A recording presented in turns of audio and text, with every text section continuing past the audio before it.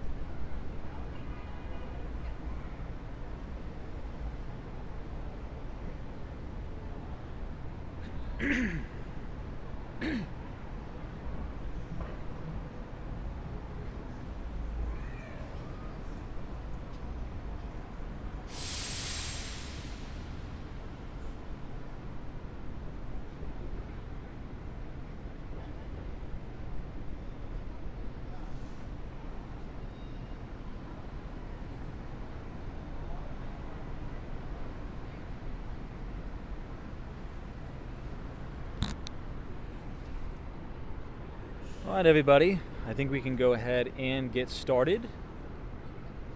So good evening and welcome back to Walks and Wall Street. Today is Monday, May 27th, 2024. It's about 8:06 p.m. Eastern Time, right here live from New York City. We're reporting live directly across the street from the beautiful Plaza Hotel. You can see it directly centered in the frame there. But behind it, you see the Steinway Tower, 111 West 57th Street, the skinniest residential apartment building in the entire world. Just off to the left, you have the flagship Apple store on 5th Avenue, and we are sitting on the patio right outside the GM building. To the right, we have the famous Sherry Netherland Hotel, Central Park South, overlooking Central Park West. You can see a little bit of the Trump International Hotel and Tower, and you can see 15 Central Park West. Now, before we get started tonight, I just want to say happy Memorial Day to everybody. I think today is probably one of the greatest days of the year, where we think about and honor and pay respects to our servicemen and women who have unfortunately lost their lives defending this great nation. And I also want to thank all of the existing service members currently deployed overseas or right here in New York for Fleet Week. So a big thank you to all those veterans out there, and God bless America. So today is going to be a shortened trading week on Wall Street. Today is Monday, so we're only going to have 4 days to kind of get after it. Now, I want to start off kind of by just giving the broad-based overview of some of the major events that are going to be happening this week. So Tuesday, tomorrow, we're going to hear from Cleveland Fed President Loretta Mester.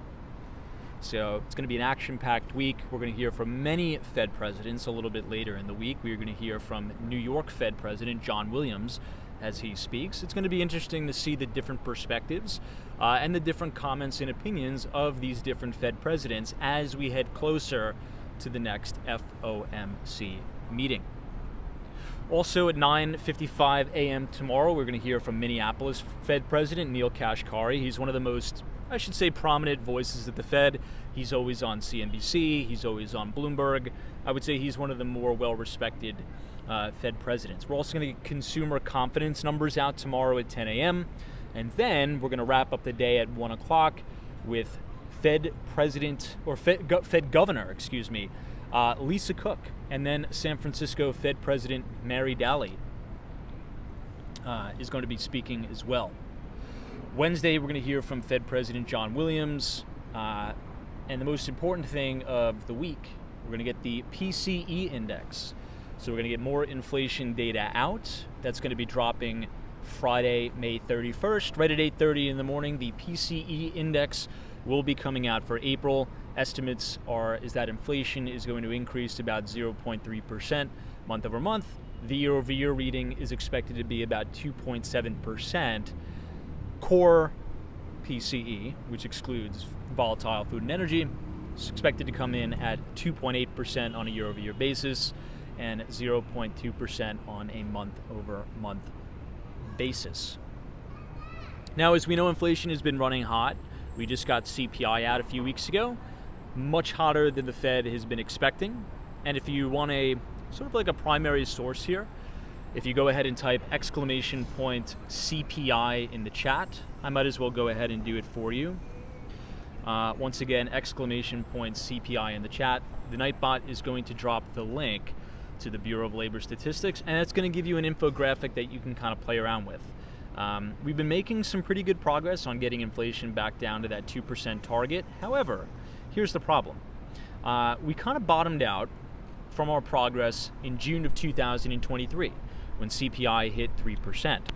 I might as well bring you guys behind the desk here and kind of show you exactly what we're talking about. You can look at this for yourself. So let's go ahead and reset the zoom here for a second. So inflation really blew off in the United States in June of 2022 at 9.1%. Now, if we zoom in here, we've been having pretty good progress with getting inflation back down to that 2% target, but ever since June of 2023, inflation has been pretty much going sideways right at 3%, 3.5%, 3.7%, and most recently, as of April, that April reading that we just got, 3.4%. So that begs the question, is 3% the new 2%? And are we going to be stuck in perpetuity in this, I guess what you can call kind of like a stagflationary environment? I don't think so. We'll talk about why. But this week's PCE number is going to be very, very critical in terms of Fed decision making. So what I'm going to do again, I'm going to, I'm going to put this link in the chat. It's going to be a Market Watch link. If you click that, it's going to give you the entire U.S. economic calendar going out to about July, I think. Or going out for about 2 weeks, We're in June. Going out into June. Check it out. You'll notice a lot of the economic data that we should be paying attention to is always going to be recorded inside kind of these little economic calendars. I use them to kind of keep track of things. And let's move on to futures, because obviously the stock market was closed today in observation for Memorial Day. So the S&P 500 E-mini futures contract just opened up pretty much flat. 5,324 is the ES E-mini futures. We'll go over to the Dow 30 or the Dow Jones Industrial Average, ticker symbol YM. Also opening up about flat, up 13 points. Dow futures are at 39,170. Last but not least, we'll go to the NQ, which is the ticker symbol for the NASDAQ 100 futures contract. We're also about flat, up 21 points, 18,897. As a quick announcement, I did send out and I emailed everybody our Behind the Street newsletter. So every other Thursday, right as the market closes, I publish on our Substack a complete, all-inclusive market recap talking about US equities, individual earnings, fixed income, alternative assets, inflation. So if you would like to receive this piece every other Thursday, it's like a deep dive on everything we pretty much talk about, go ahead and type !news, N-E-W-S, in the chat, and it's going to bring you to our Substack. We have about 2 years of archived research for free that you guys can check out right here. So with that being said, I'm going to go ahead and close up the laptop. I'll say hello to everybody in the chat. Happy Memorial Day once again, everybody. And let's go ahead and get the live stream started. It's supposed to be a pretty rainy one, so we'll see. Thanks so much for joining.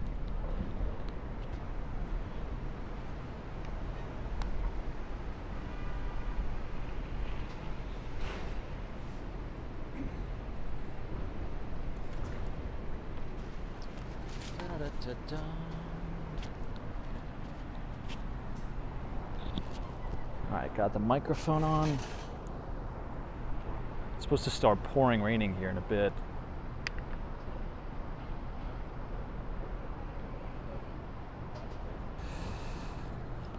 Oof.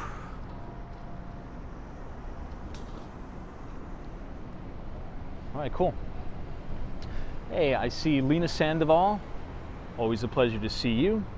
I see O-Wise Owl, Western Mass Dave, Steph UF, Vincent Lee, KML, thank you so much. Lance is here, Fridge666, KB, I appreciate you. Abdullah, I see Muhammad. Alan is here, Derek. New England Crypto, happy Memorial Day. Esteban, all of our moderators. Pops is here, what's up, Pops? Brendan O'Brien, what's going on? Daryl from Chicago, Illinois. Goldie Caulfield, Wendy, England. Tug Carter, welcome. Sally, Jimmy B. Yeah, KB, I do have the umbrella. I have a full rucksack attached to me today. So I'm gonna try my best to read all of the comments, but you know, even though the weather was kind of crummy for Memorial Day, it wasn't all that bad. It was quite warm. It was raining on and off all day. It was like a torrential downpour on and off. But I was looking at the weather. They said at about 9:30 we're supposed to have this massive thunderstorm. But who knows? I mean, maybe we won't. Who knows? All right, I think we'll walk down Central Park South tonight. I want to go all the way over to Columbus Circle, and I want to go to a place where we haven't gone to in a really, really long time, and that is Lincoln Center, because it's the summer now. They probably have the Lincoln Center fountain in full blast, and I just really like the Upper West Side too. So let's go ahead and do that. We will make this left, head all the way down Central Park South to Central Park West, and then we will be exploring the beautiful Lincoln Center. Peter, what's going on? Thanks so much for joining. DC322 says, I've noticed the other day that I saw the First Republic bank branch closed down permanently. Yeah, so there's a First Republic branch not inside the office. Well, yeah, I mean inside one of the retail units at 575 Madison. And as we know, that is no longer. Yeah, I guess another one bites the dust. But I feel as if we're going to see more of that consolidation moving forward. Now, that's not really good news, but in my view, and I think many of us have agreed on this throughout the live stream, hopefully we don't turn out like Canada. Nothing against Canada, but I think it's very important to have a robust regional banking system in the United States.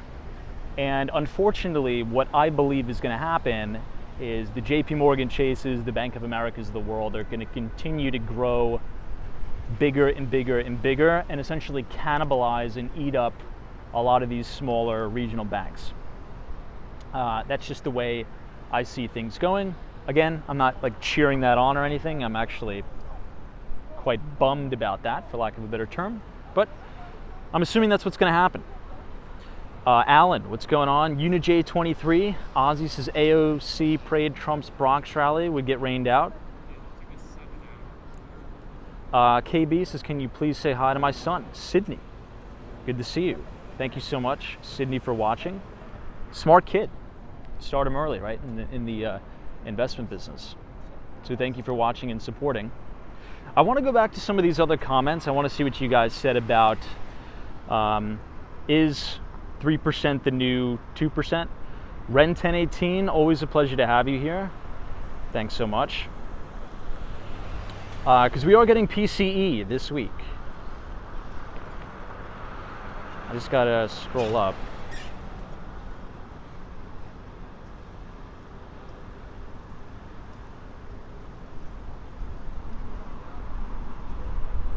I feel like there needs to be an AI built into the live streaming software that could kind of read my eyes, and the front-facing camera could tell or can know if I'm looking at a comment, and then the chat won't scroll. I think that'd be a pretty interesting feature. Let me show you guys the very front of the Plaza Hotel. You always walk past the side. I never really get a chance to show you the front. Many people confuse the hotel entrance for the residence entrance. Now right here is the main entrance for the hotel, not to be confused with One Central Park South, which is going to be the entrance for the residences. So if you own a condo or you rent, you would go in the other entrance. This is where the hotel guests go, but it's quite nice. Love the architecture here. I love all these really nice bright red carpets going up towards the hotel lobby. And One Central Park South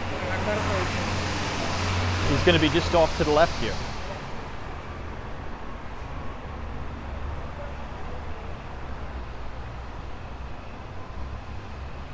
Now, as we look out into the next 2 weeks, I believe it's June 5th. That's when we are going to have CrowdStrike, ticker symbol CRWD, reporting earnings.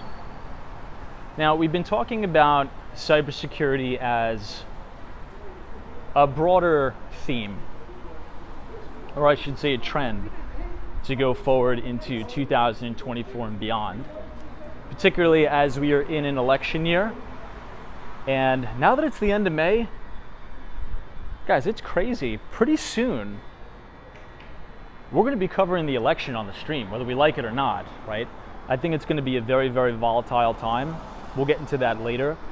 But that's going to create massive opportunity, I think, in and around the election. Reason being, this is One Central Park South. This is where all the residences go in. Beautiful crown moldings here. But look at the detail on the lampposts at the plaza.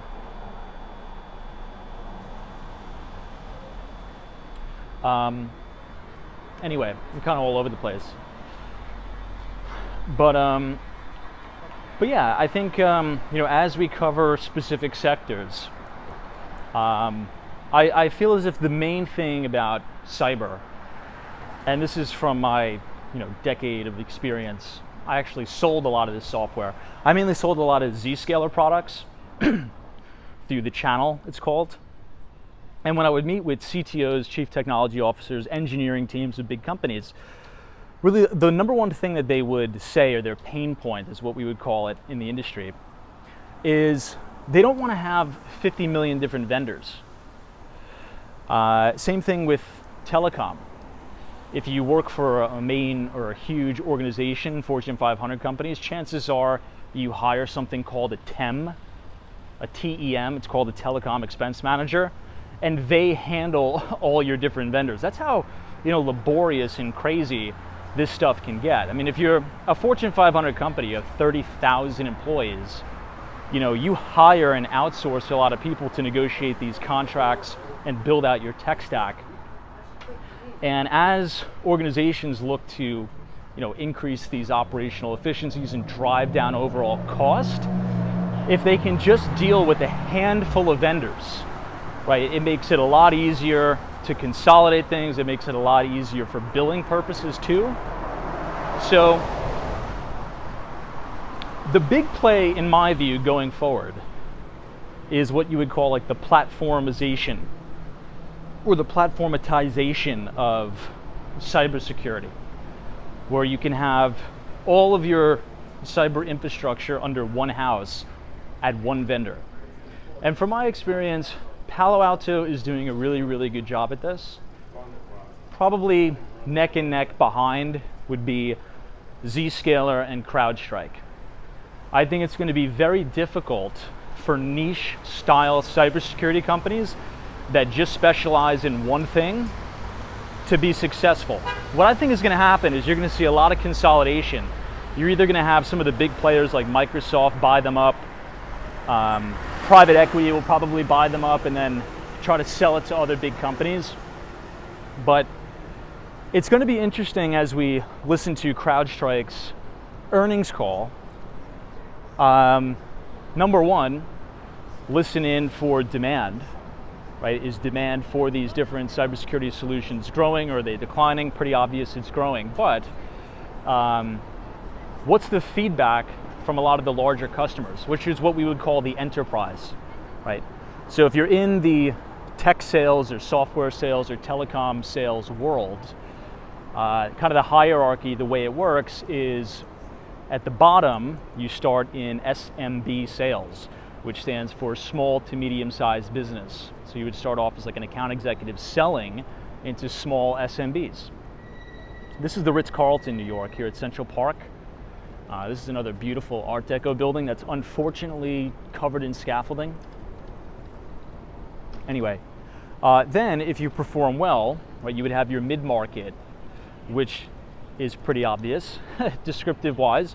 You would sell into mid-market businesses, right? Maybe small caps, if you want to think about the stock market, maybe like Russell 2000 companies. But the general goal, right, if you're going to be a salesperson in tech sales, software sales, telecom sales, you want to work your way up the stack to enterprise sales, where you're selling big multi-million dollar, software packages, telecom packages to the Fortune 500, Fortune 50. And this could be quite lucrative, and we're kind of bouncing around here, but for a salesperson, this could be quite lucrative, particularly if you're selling software, because these are recurring revenue, right? It's not like if you're in the real estate business, which I'm ironically in now, where you sell one deal once, you ring the register one time, and then you got to go out and hunt for the next deal. A lot of the software now that's sold is SaaS, so software as a service on a subscription. So if you land these multi-million dollar contracts a year, that's going to be ARR, annual recurring revenue. So one of the things we like to look for in these earnings reports is how many enterprise customers. And you'll see this in the earnings report. You can go to the investor relations page at Palo Alto Networks, you can go to the investor relations page at Zscaler, the investor relations page at CrowdStrike coming up, and you could see their penetration into the enterprise. And generally speaking, you want to see success or growth in these companies winning big deals with enterprise customers. So we'll be looking to see the progress for CrowdStrike. It'll be interesting to kind of play a comparative analysis, compare that to Palo Alto's earnings. Hey, Keith is here. So it is easier to have one vendor's ecosystem in cyber, but it's a pain to try to integrate with another large vendor like Microsoft and end up with one view. The vendors sell pretty close systems. Yeah, that's true. It can get pretty interesting, right? Particularly if you're a big company, and let's say your HRS software is like a Workday, WDAY. I think Workday just bombed earnings. I think so. I might have. But yeah, you're right. that's another big piece of the puzzle, is getting all of these different softwares to integrate with one another. So if you have your HRS software as Workday, if you have, you know, like a ServiceNow or an Atlassian Jira, something like that, you know, how does that integrate across your entire tech stack? Can be a pretty big pain. Oh, before I forget, this is some interesting New York City news. We'll quickly stop and take a little break here. This is a brand new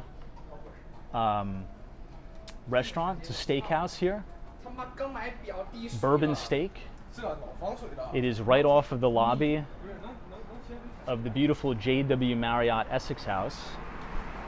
Now, this used to be just like a regular little kind of rinky-dink bar and grill that was inside the Essex House, but now I think this is I think this may have a Michelin star. I don't know, but look at how nice it looks. You can kind of see, you know, the bar in here. They've kind of kept the interior similar to the, you know, Art Deco flair of the JW Marriott Essex House. So it's quite nice. I'm not sure if you guys can see all the way in there, but it's a beautiful, beautiful restaurant. It's a nice steakhouse. So if you're in the neighborhood and you're looking for a place to stay, JW Marriott Essex House is completely remodeled on the inside, most of the lobby. And I think they did a really good job.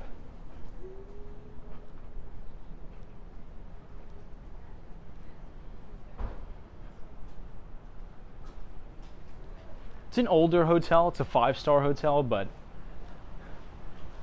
it's nice. I kind of like the charm of more Art Deco style. If you're looking for modern, brand new,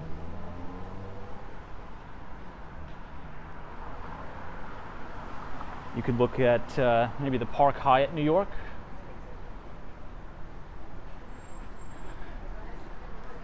Western Mass, Dave. I do. I do. I like the look of it. I like the feel. I think it's very interesting. We'll wait for the light here.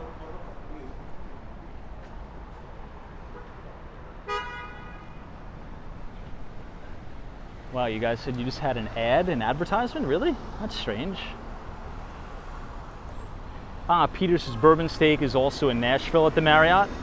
It is expensive but excellent food, on par with Del Frisco's. Wow. I'm gonna have to check that out. Thank you for that. JJC Test, what's going on? Thank you so much for joining. Adam Luke, I have not been in there, unfortunately. KML says consolidation in tech for the better or worse, the natural wave of the future. Justin Goins says New York City is getting worse than the UK. With all this rain this year, I know, man. The rain is pretty unrelenting, which is unfortunate. Well, I'm just trying to catch up on some of the chats.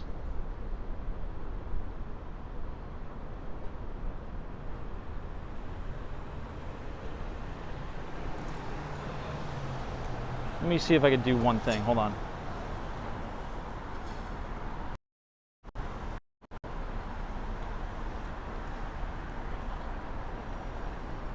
All right, let's cross. We'll continue. Now, this is 200 Central Park South. This is an awesome building, but it's a co-op. So obviously, you have condos, you have co-ops. Co-op's a little bit more strict. They're redoing the entire rotunda here and the main entrance. But this is a great building because every single, not every single, but the majority of the units in this building have balconies. Many of them have wraparound balconies, and this is the exact route that the Macy's Thanksgiving Day Parade goes around. So you could be sitting out on your balcony and have pretty much a front row view of the Macy's Thanksgiving Day Parade coming down Central Park South. So it's gonna be, we'll keep tabs on the construction here. They probably had some sort of special assessment where they're like, let's all collaborate here and redo the lobby. They're probably gonna redo the elevators too. Someone says, what's the best coffee spot in the city? Whew, good question. I'll throw one out there. in NoHo. It's called Gasoline Alley Coffee. That's a really good spot. Now, this isn't a kind of spot where you could sit down and hang out in there, unfortunately, but if you're here during the summer, it's probably one of the best places to hang out. Because NoHo is such a unique, kind of artsy neighborhood. It's right on the border of Soho. So that's the one I would say, Gasoline Alley Coffee. There's outdoor seating, you could sit on the bench, maybe take a walk over to the New York University campus, which is relatively close by, Washington Square Park. It's quite nice. That's the one I'd recommend.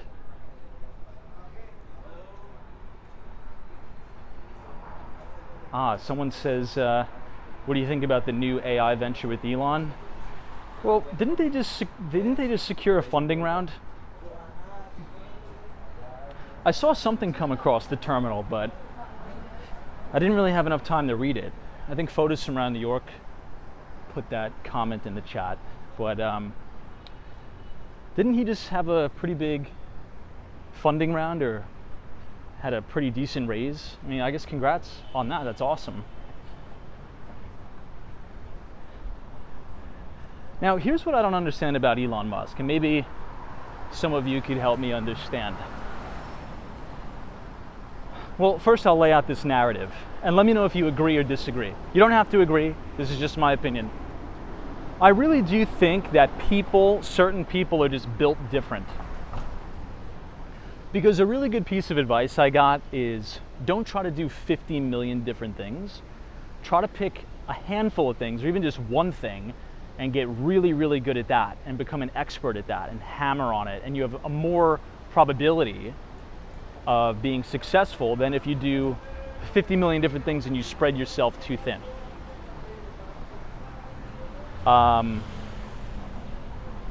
That's number one. However, which leads me to my second comment, I do really believe that some people are just built different. And I think Elon Musk is one of those people that is like so special, so head and shoulders far above and beyond everybody else, where he can manage that. I don't understand how he manages his day. Like, I would love to see an interview. I mean, there's been hundreds of Elon Musk interviews. I would love to see an Elon Musk interview where they only solely talk about the logistics of his day, from managing Tesla, from managing Neuralink, to, running this new AI venture. I mean, I just don't understand how he does it, honestly. But then again, I'm not a super genius like he is. I just don't understand how you juggle so many different things. I mean, I wouldn't say I have anxiety, right? But like normal stress level, like a normal anxiety of, oh, I got to get back to this person. I got to do this proposal. I got to send out this quote. I got to run these comps. I got to write the newsletter. I got to manage my own money. I got to get back to my boss on things. I got to, book travel, go back to Miami, go back to New York. And it's just manageable for me. But to see some of these CEOs and founders and creators running multi-trillion dollar companies in some cases, I just don't get how they do it. It's just so impressive to me. Anyway, now I know there's a lot of delegating, obviously, but even just to be able to build something like that to that degree and manage the ins and outs and not have it blow up and go to hell. Oh, and plus he has X now. He has to manage Twitter. It's crazy. Anyway, hey, MD, what's going on? Thanks so much for joining. Scholars is no wrong. They all pay people from colleges to do all of that. That's why colleges exist. Walter R says if you have great managers, you don't really need to do that much. So you're saying like a lot of delegation. I get it.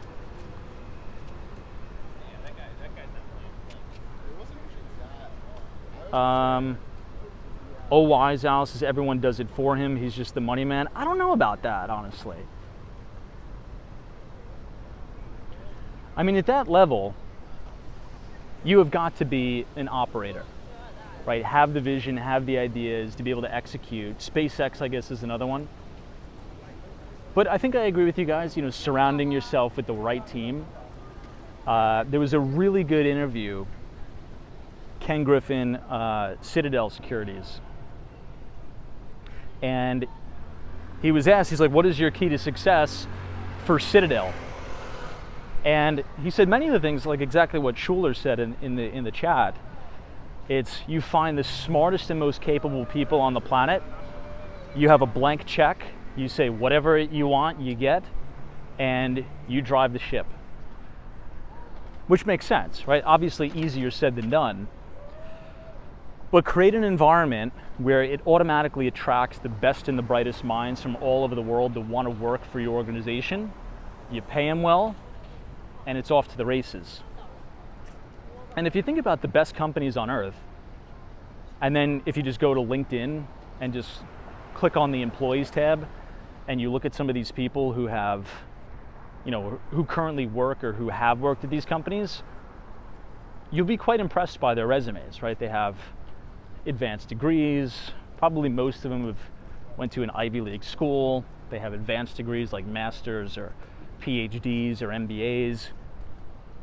Very motivated, very driven, very capable, top-notch individuals that work at these organizations. It's interesting, but in any event, everybody. So we're going to navigate our way up to Lincoln Center.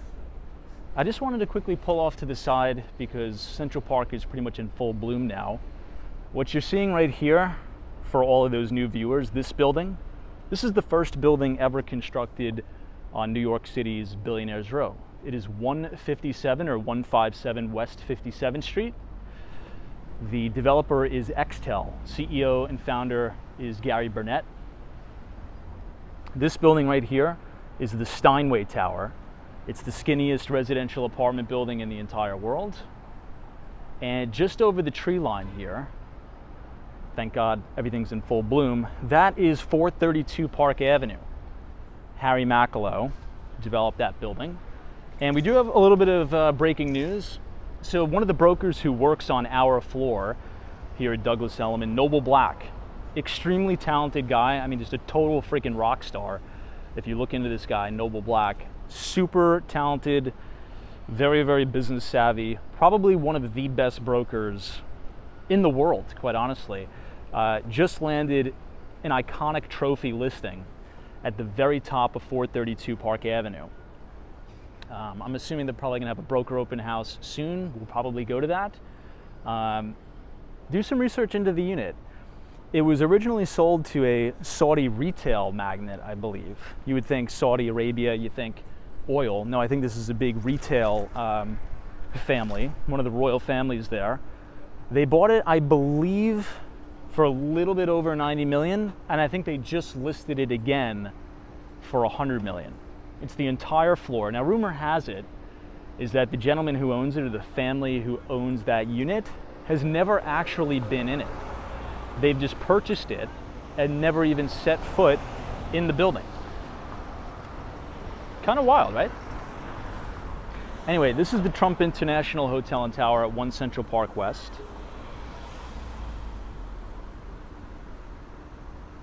Hey, Walter R. says, visit Fordham University. We could pass by Fordham tonight. We'll do that. Fordham University is a great school.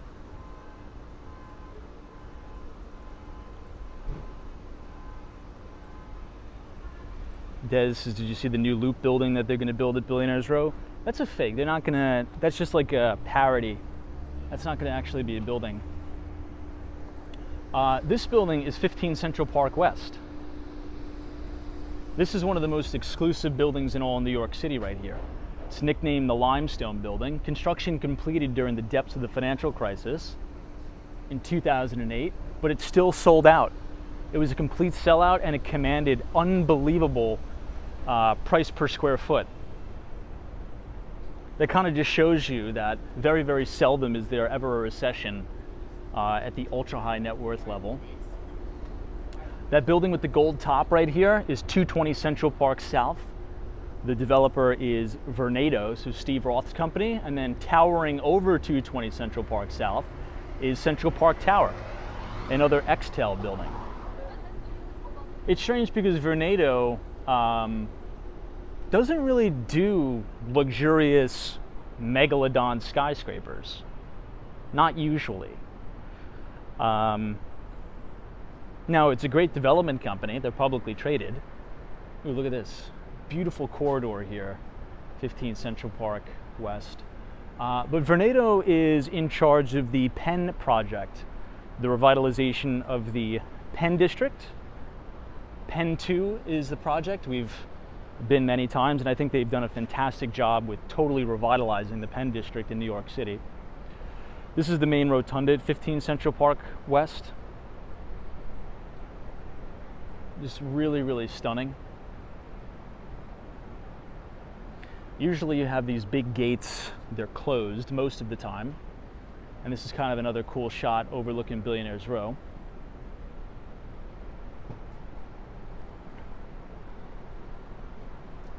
Hey, Danny Walker, what's up, Danny? Says, Thomas, how often are you at the Madison Avenue office? Usually every day. I mean, when I'm in New York, I usually go in the office every day. I try as much as I can. I like going into the office. I don't know, there's a lot of smart people that work on my floor. So I just try to get as much face time as possible. The CEO of the company is on our floor. So just being around successful people, really smart people in the industry too. So I just try to show my face as much as possible. We have a really nice office, so I try to just take advantage of it, use it, write the newsletter, do all the research, you know, on the phone with clients, things like that. I like it. Now, it's interesting because there's a lot of people that don't like to come into the office, which is totally fine, I get it. But it grows old after a while, at least for me. Now, during the pandemic, this is 62nd Street, just to kind of tell you guys where we are. We're gonna walk directly up Broadway and check out Lincoln Center. We haven't been up here in a long time, so we'll quickly do a loop around. But in any event, during the pandemic, I was in tech. I was director of enterprise sales at a big company. And I remember when everything went into lockdown, I was like, oh yeah, we're working from home, this is gonna be awesome. And it was awesome for like 2 months, but then it's like, oh my God, like life just gets so systematic and so boring. It's like, okay, on another Zoom call, oops, I have a 15-minute window. Maybe I could run downstairs, you know, and wait in line and just get a coffee just so I could see somebody. And then everybody was wearing masks, you couldn't sit inside, and then you go right back up to your apartment and sit there for 10 hours. And the emails never stopped. So if anything, for people that like the work-life balance stuff, I feel as if I worked more when I was doing the remote thing, because my boss was also working remote. You know, he was sitting in his, you know, house in Long Island at the dinner table, firing off emails at 10, 11 o'clock at night, and it just seemed like there was no break. But if you're in the office and you're commuting home, that's kind of when things die down. So I don't know, it seemed like you were working way more and you weren't really getting any of the career development that, you know, if you're a younger person, that you want, it seemed. So you were getting more work with none of the face time or recognition. That's kind of how I viewed it. I don't know, anybody else have a similar experience throughout the pandemic, or did anybody have a different experience? I guess if you're in a sales role or in a like revenue generating role, it's better to be in the office, but if you're an engineer or in operations, it's probably just nice to, you know, hang out with the family at home, I guess. Hey, Blueprint 1776 says, hey Tom, I grew up on the Upper West Side and lived in Lincoln Towers. I never seen Broadway look that dead. What a shame what happened in New York City. I think it's pretty lively out tonight. It is Memorial Day. JK, what's up? Walter R says, I agree. Brad's Brain says, I'm in a rare category. I guess I've never worked from home for anything more than a day or so. Pandemic didn't affect me work-wise at all. In the office every day, rules to be damned. Well, Brad, what business are you in again? You're in, I forget, I feel like I should know this. You own your own company, I think, right?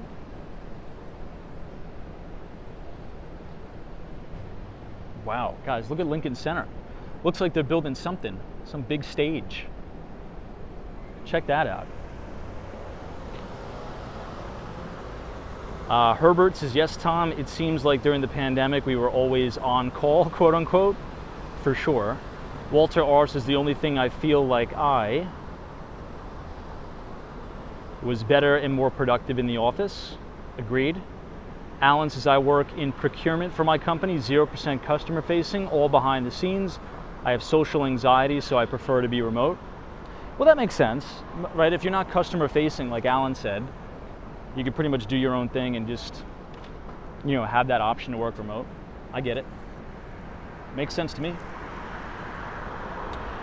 Keith says, I managed several teams. The staff that had been there a while did very well. Trying to get new staff integrated with the team was tough. A lot of hours for sure. That's a really good point. Because if you think about it, if you're onboarding new employees, you're not going to get the career development if you're, on Zoom. Let's say if you're, a first-year analyst at a bank, like how are you going to get FaceTime with the VP, or how are you going to get FaceTime with the managing director if you're, working remote? So that's a really good point. Onboarding new employees, how are you going to integrate them to the culture if they're not in person, shaking hands in the meetings? I think there's really something to say there. Now, another interesting comment I got, it was actually an email I got from someone. It was telling me about how important like the office BS talk is.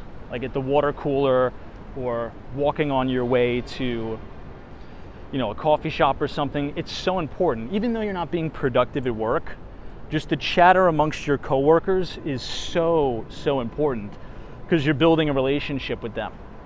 If you're just on a Zoom call with them for 30 minutes and then you do your work and it's like, all right, everybody, bye. You don't build an actual working relationship. They don't really become your friends. And additionally, there was such a good interview with Professor Scott Galloway. Hold that thought. The fountain's not on, unfortunately. Damn. Anyway, we'll take a quick walk around. We'll see what they're building. I think they may be building that disco ball thing. Remember that last year? Does anybody remember that? They had like the world's biggest disco something. I think that's probably what they're building again. But in any event, for those of you who don't know who Professor Scott Galloway is, he's a really smart guy. I don't necessarily agree with him on everything, but he is a very well-respected professor at NYU Stern School of Business. I think he's a really sharp guy, smart guy. And he was doing a study for his most recent book. And does anybody want to guess the number one reason for employee churn? This is according to Professor Scott Galloway. Does anybody want to guess in the chat the number one reason for employee churn, which means, increased, or I should say decreased employee retention? It's such a fascinating answer, but it's so true. The number one reason why companies generally can't retain their employees. And I think I agree. Adam Lukes is their boss. That's actually a pretty good, it's a good answer. Hey, Sabrina Fair, what's going on? We're just checking out the construction site here at Lincoln Center. Looks like they're building some sort of staged. Alan says bad management. Good guess. Lisa Davis says there's a big difference between meeting in person and meetings online. Someone says personal conflicts. Eric says security. Meg Berg says lack of community. It's actually pretty close. Chuck Rumford, his coworkers the Ab Shields is no friends in the workplace. Yeah, you hit the nail on the head. So according to Professor Scott Galloway, he said the number one reason why employees quit or for employee churn is because they don't have any friends at the workplace. And it kind of makes sense. Like every single job I've had, especially in sales, by the way, because sales is a grind. Okay, I don't care what anybody tells you, it's a tough business, sales, particularly in New York. I would always team up with people, make calls, go on appointments, negotiate deals, and I would always do it with like my sales partner, like a guy or a girl in the office. And I noticed kind of around the time where I would leave, it was they left or they got hired away to another company, and then my guy that I work with all the time left. So you kind of need to create community in the workplace just to have that one work friend. I think this is also more prevalent and prominent in like retail work. So I'm talking about like in retail stores and things like that. I'm sure we all had those teenage jobs when we worked in retail stores. I know I did. And really the only thing that could get me through the day is my work friends. If I didn't have any work friends, I was out. So it's interesting conversation.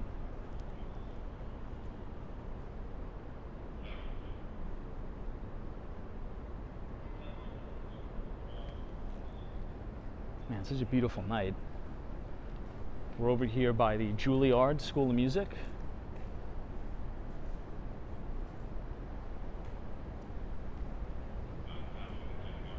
This fountain's not on either.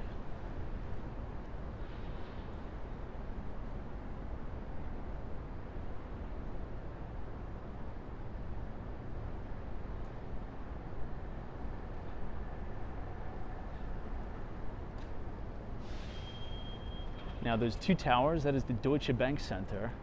They actually took over the AOL Time Warner Center. Walter R says, can you speak about how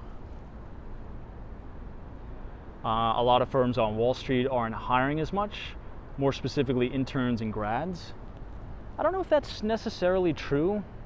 I mean, a lot of hiring and firing is volatile. Usually you have a period of overhiring, and then when the business slows down, you have layoffs. I think that's what happened during the pandemic, right? When you had tons of fiscal and monetary stimulus juice in the economy, it created so much demand, corporations were hiring like crazy. And then once we went from quantitative easing to very, very aggressive quantitative tightening, well, a lot of firms and organizations had to fire a lot of people, right? A good example is Meta. They call it the year of efficiency. There was so much corporate bloat at Meta that they fired 25% of the company. Now, it is true that over time, I think there will be some positions at the investment bank that will probably be automated away, right? So let's say, just in basic numbers, to run a specific desk, if it took 100 people, probably in the next 3 to 5 years, it'll maybe take 50 people, and they'll use AI tools to kind of enhance their work. But, the hiring process at an investment bank is usually pretty systematic in nature. And they usually recruit out of top 50 schools, right? So 9 times out of 10, you'll be at a top 50 school. You don't necessarily need to be at a top 50 school, but that's kind of where the lion's share of students are hired from, are those top 50. You'll do what's called the summer analyst program at a bank. So maybe you go be a summer analyst at a Goldman Sachs or a Deutsche Bank or a JP Morgan Chase. You'll be like a sales and trading summer analyst, or you'll be, an M&A summer analyst, and they'll probably put you on a rotation. I think over time, you may need to hire less employees for some specific roles. A good example would be sales and trading. I mean, look at the size of the sales and trading departments at many banks, particularly many bulge bracket banks. It's gone down because sales and trading at a traditional investment bank, I would say, is in structural decline due to, the internet is a big one, algorithmic trading, systematic trading, things like that. But also, here's my take.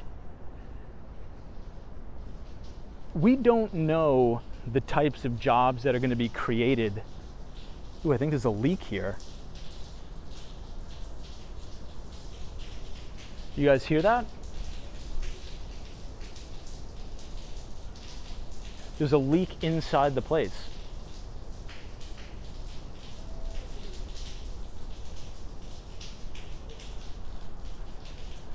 I don't know if anybody knows about that, but anyway. I don't think we understand how many jobs are going to be created by AI. So in the short term, yeah, you're probably going to have some churn. AI will probably replace a lot of the redundancy and the duplicity across organizations. But long term, I think it's going to create a lot of very, very lucrative, high-paying jobs, AI in general. I don't know, what do you guys think?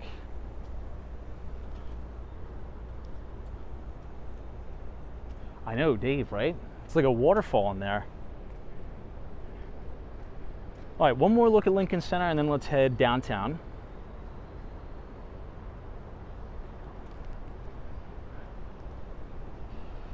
Walter R. says, what can finance students do to position themselves for the future? I don't know, I would just say just be steadfast in doing what you're doing, networking, getting around the right people. I think that's why big cities are still, regardless of what a lot of people and a lot of the narrative is saying, people are saying, get out of big cities, escape big cities. I disagree with that completely. I actually couldn't disagree harder.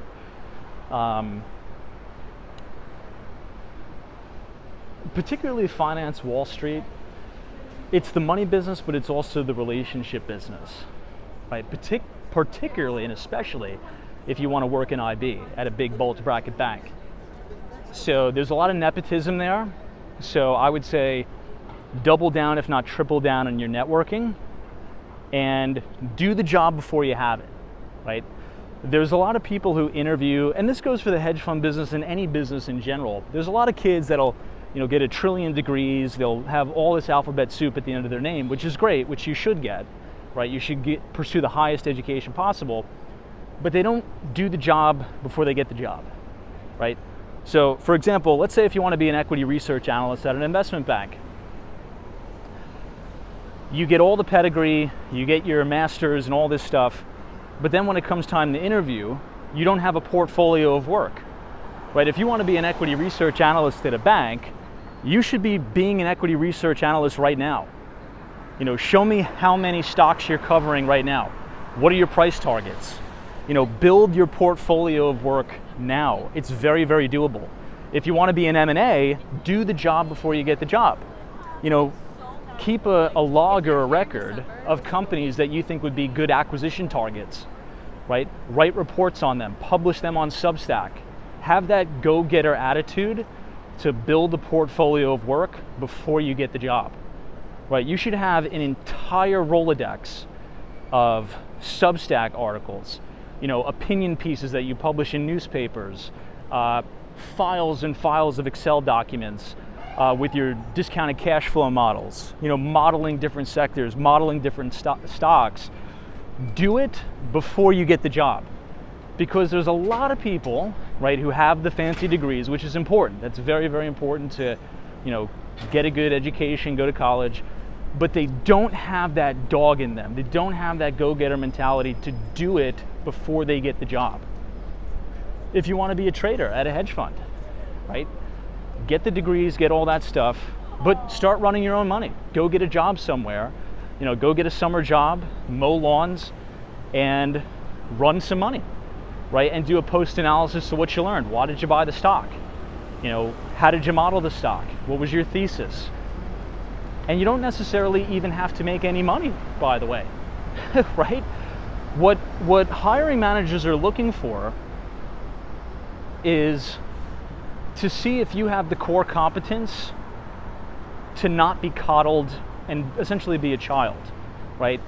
Can they hire you, train you, and then take the leash off and let the dogs run, so to speak? So do the job before you get the job.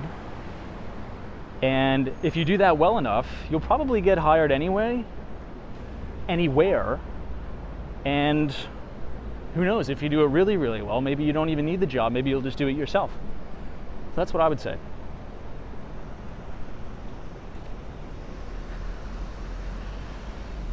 All right, let's actually go over to Central Park West.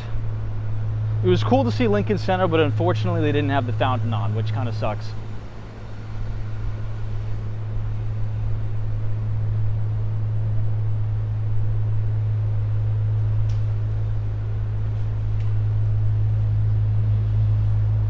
Whoa, look at this chandelier. I don't think I've ever realized that was here before. Look at how unique that is.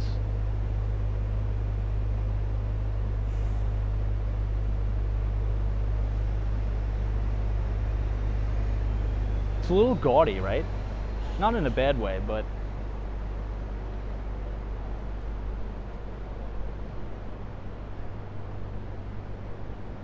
anyway, if you guys are enjoying the live stream so far tonight, feel free to leave a like on the video and click the subscribe button if you're new. We usually do these live streams almost every night, starting at 8:30 or 9. Now here's another really good piece of advice I was given when I was kind of college aged. And you could apply these principles to any career, by the way. You don't have to just apply it to finance, right? You could apply this to tech. Maybe you want to be a software engineer. Maybe you want to do a trade. Maybe you want to be an electrician. Maybe you want to be an HVAC mechanic. You know, maybe you want to open up your own practice. I don't know. Maybe you want to be a doctor. I don't know. Whatever it is, these same principles can apply. But really, really milk and use your youth and just milk the shit out of it as much as you can, your youth. You I would say that'll work probably up until about 26 years old. After 26, you know, most people are like, listen, pal, you should have found your way by now. So especially if you're a teenager in your early 20s, I would really, really harp and use that, which means people are generally gonna be more susceptible to give you a shot. The younger you are, if you actually show that you're hungry, people will give you a shot. So if you wanna work at a hedge fund, you wanna be a trader, or you want to work at an investment bank, and if you're a teenager, if you're in college, I would cold email people relentlessly. But don't just cold email people and like be like a leech on them, right? Provide them something of value. Don't just email them and say, hey, I'm really interested in finance and I really, you know, I want a job, right? That's being a leech. That's being a pest. Again, going back to the portfolio of work, cold email somebody, but make it relevant, right? So let's just say Steve Eisman at Neuberger Berman. I don't know why he came into my head, but he did. And this is any manager, right? Maybe you watched a CNBC interview with him, right? And he was talking about Google stock. You could email him and say, hey, Steve, saw you on CNBC talking about Google. It was interesting that you said this. Attached is my financial model that I built. It's a DCF.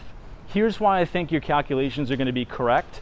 And, you know, just provide details from the earnings reports, provide the details from the presentation decks or the slide decks from the earnings, and just send it out. And you know what will happen? He won't respond. But then you do that again the next month, and you do it again the next month. And you email them, right? Say, hey, this is, you know, Tom Malloy again. I'm a sophomore at Duke. I just saw you on CNBC today covering this stock. I'm actually covering this stock in my, you know, investing class. Here's the DCF models we built. Here's a little bit of a mock debate that we did. And I'd love to come in and Neuberger Berman and kind of talk about my thesis, right? So give. Show that you're not just emailing him for a job. Email with your own work. Say, hey, I just put this trade on. You know, I have a few call ratio spreads on Amazon going in earnings. Here's why. You know, it's trading at this multiple to sales. It's trading at this multiple to earnings. Here's why I think they're going to be. This is the trade I put on and why. Email. And do that relentlessly, in perpetuity, like you're some type of sick maniac. And if you do that to everybody on the street, again, the younger you are, the more likely they are to give you a shot. You're going to land somewhere. Okay? Trust me. So that's what I'd say. And again, this doesn't necessarily just have to be for finance. Maybe you want to be an electrician. You know, go on Google Maps in your local town, see how many electricians there are in your neighborhood, and email them. Say, hey, this is a little project I'm working on in my basement, or, you know, hey, I just was doing a little bit of a test, I do whatever, right? Be creative, be relentless, and don't be a leech. And use your youth to your advantage, because the older you get, you know, I'm not saying people aren't going to give you a shot when you're older, but the less, it's diminishing returns, the less likely they are to kind of give you a shot. So stand out, because nobody's doing that, by the way. Like 0 people are doing that. And I think you'll turn out fine. Anyway, that was a really, really long rant, which I apologize for, but hopefully that helped a little bit. All right, let's navigate downtown. We'll go back to, I don't know, let's go back to 7th, and we'll make a right, and we'll head through Times Square down to 42nd Street.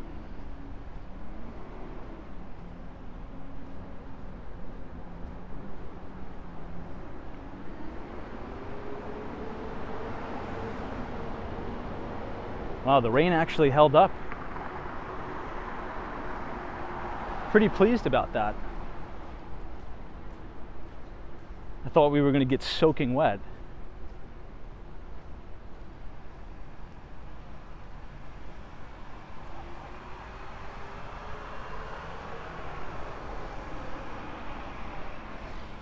Oh, look at this. Oh, the short guy says you were just at 59th Street, Columbus Circle a few weeks ago. Cool. Love that. Yeah, Darren says learn the skill of communication and work on it every day. I think that's a really, really good piece of advice by Darren. Because if you think about it, like that's kind of being a little bit of contrarian in nature, right?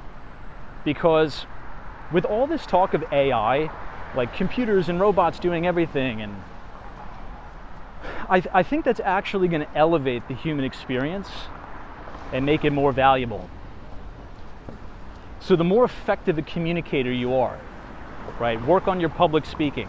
Can you communicate with the large audience? Can you hold somebody's attention, right? Can you build trust? I think that's going to be so important moving forward.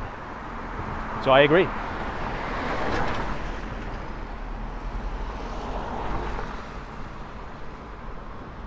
Hey Esmeralda, what's going on? Thanks so much for joining us. Hey Brawlic Cavs, this is a 25-year-old tech rookie. Your advice is very useful. Yeah. That's how I had my, you know, I'm not saying I'm like this big success, but that's how any little success I've had in my life, that's pretty much how I've gotten it, is just get around, shoot for the top, you know, don't settle for the second best, shoot right to the top, get around people that are really successful and learn from them, split deals, like if you're in tech sales or in any type of sales, be willing to give up half your commissions to get on the deals of the quarter, to get on the deals of the year, right? So be willing to give up money to get around the best salespeople at the company and on the best deals, because that's where management and the C-suite is looking. They're looking at who closed the best deals, because they'll probably be talked about on the earnings report, and you want your name around there, right? You just want your name in and around success. That's what you want. This is Alwyn Court. Look at this dogo here.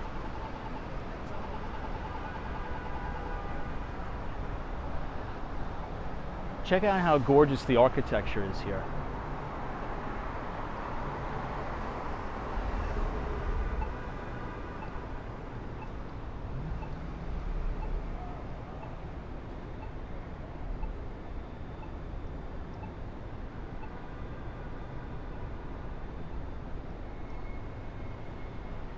There's not too many buildings left like this.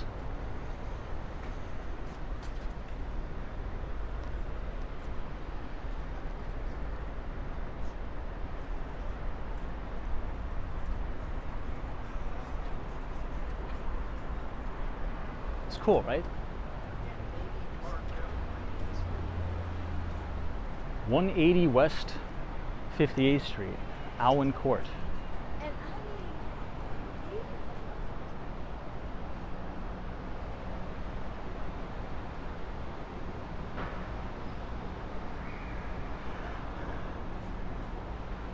Western Mass Dave says the building is beyond incredible. It is.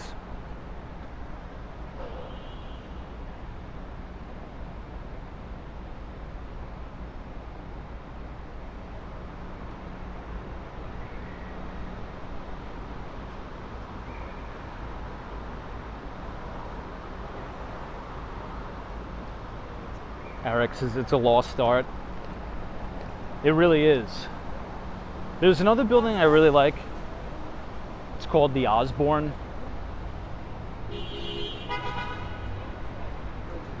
I'll show you guys right now. This is Carnegie Hall.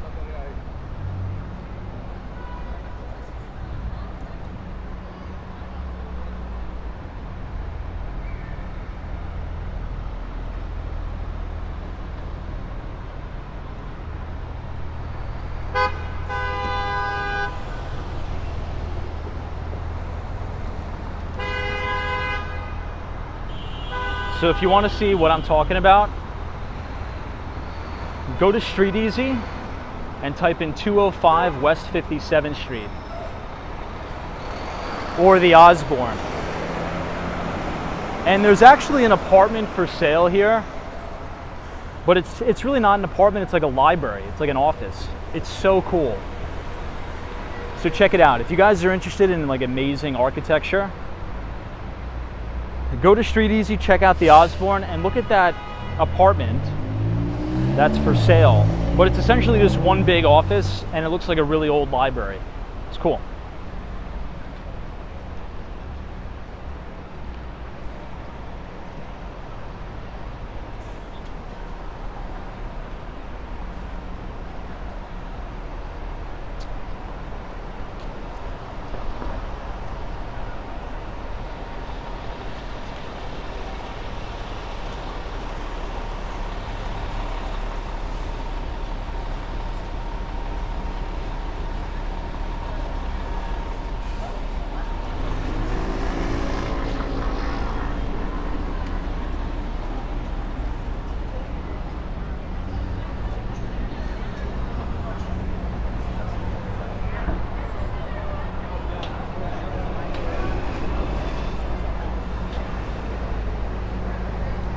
This is Carnegie Hall.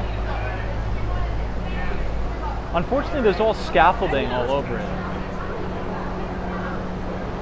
But hopefully it comes down relatively soon.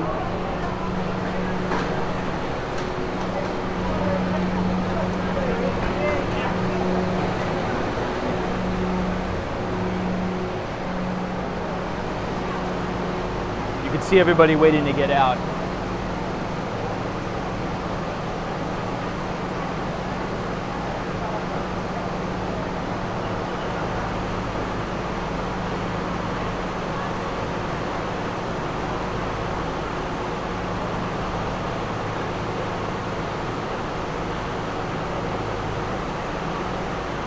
Brad's Brain says, Tom, I wish you had these thoughts in a book. I'd love for my nephews and nieces to have access to these gems.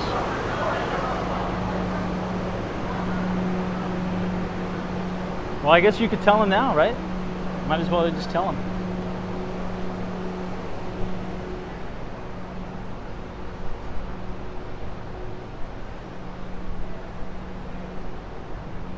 And this isn't my original ideas, by the way. This is just advice that I was given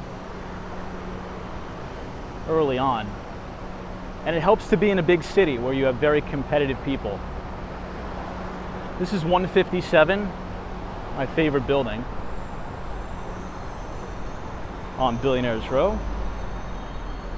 This is the Russian tea room. Check it out.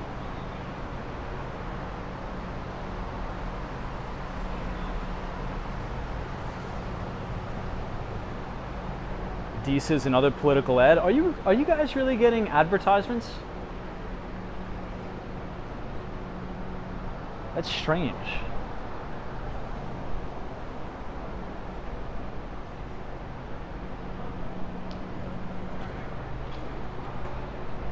I have to find a way to turn that off. YouTube is starting to run advertisements during the live stream. I'll make a mental note of that. I got to figure out how to turn that off. Now, these are the true unsung heroes in New York. Sanitation right here. Keeps our city relatively clean.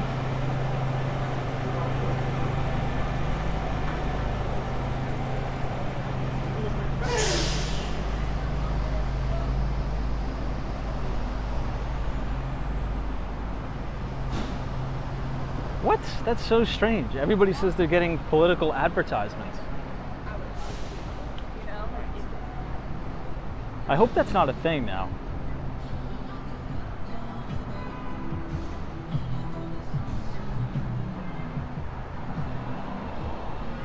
Peter says yes and it's annoying.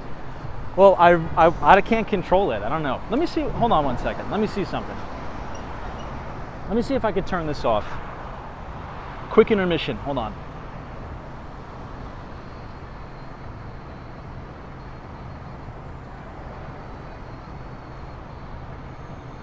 This is Steinway Tower. I'll try to make a few adjustments here.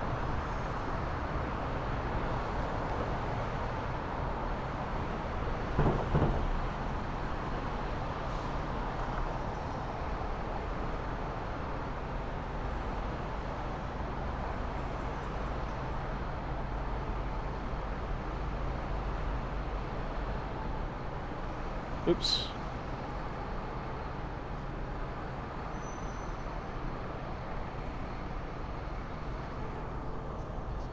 I don't think it'll allow me to change any settings while I'm doing the stream unless I open up my computer.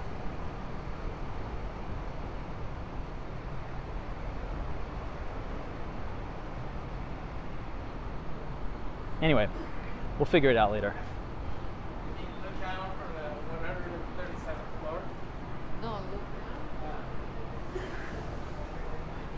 Someone says YouTube is really pushing people to premium.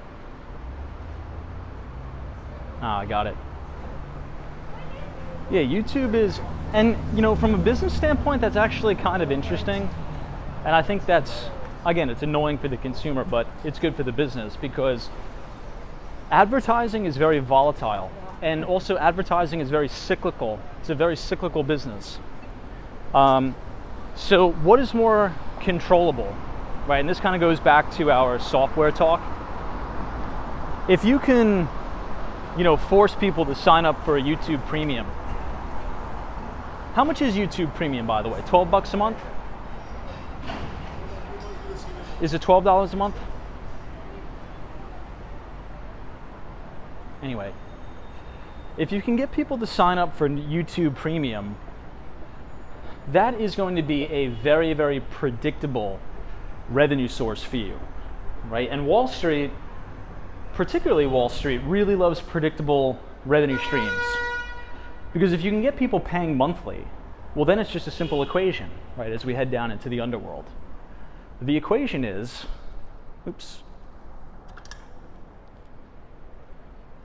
the equation is how many subscribers or signups, can you get, and what is the churn rate? So if you have 10 people sign up at 12 bucks a month for the YouTube Premium, and if you have a 10% churn rate, well then you could, you know, plug that into a financial model and see what get really cranking here. So if you have a very, very low churn rate, that's just going to be ringing the register every month, bang, bang, bang. And that's a lot more sustainable than an advertising business.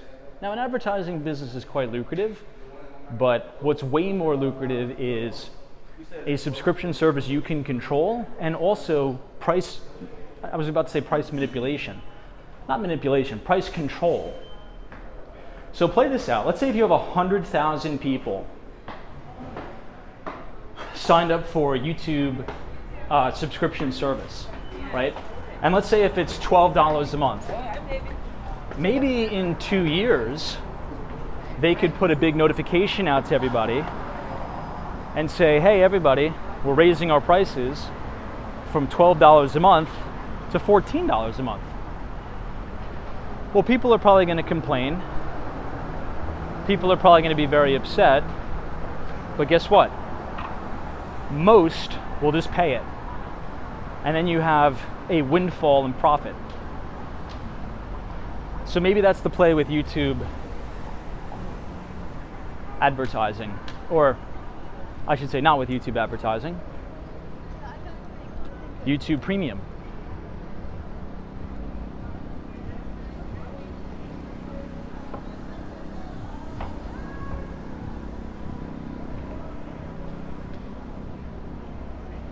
Hey, Adam Luke, thank you so much for your very generous support. I appreciate it. But if you guys are enjoying the live stream tonight, leave a like on the video and click the subscribe button if you're new. We usually do these streams every day starting at 8:30, and we'd love to have you along for the ride. Additionally, if you like the financial talk and the discussions, we do also publish a Substack, which is completely free. We don't charge for anything. It's a bi-weekly equity research piece where we discuss many of the topics we talk about on the live stream. So if you want to sign up for our Substack, if you type !news, NEWS in the chat, it'll drop the link to our Behind the Street newsletter. We have about 2 years worth of archived research available for everybody, and we email it to the group every other Thursday.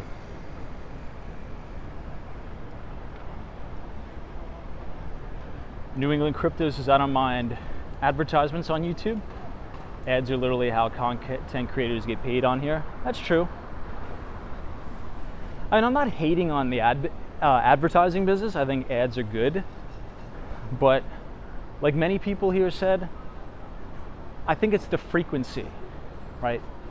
If YouTube's just going to hammer you relentlessly with advertising, maybe at some point it has the opposite effect. It could make you resent some of these companies. I don't know. But it makes sense. If you don't want to see the ads, you can pay the $10 a month. Some people, it's worth it. Who knows?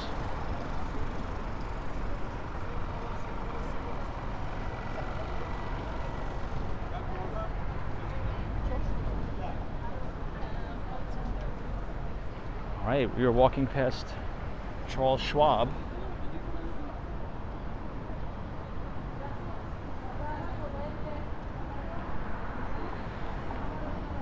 New England Crypto, speaking of Bitcoin, Bitcoin's trying to break out over that 70,000 level.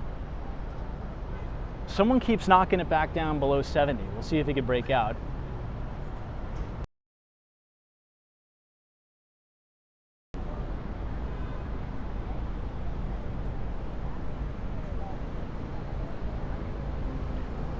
Jeff W277 says if you pay for premium, the content creators will still get paid. I used it on like. Oops, hold on one second. Quick intermission.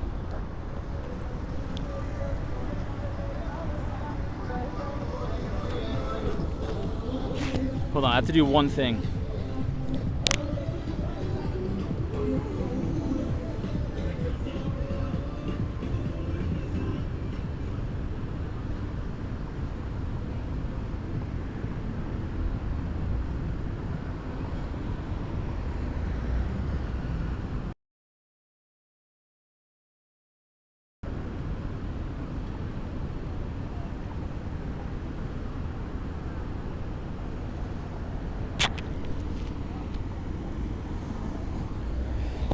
Sorry.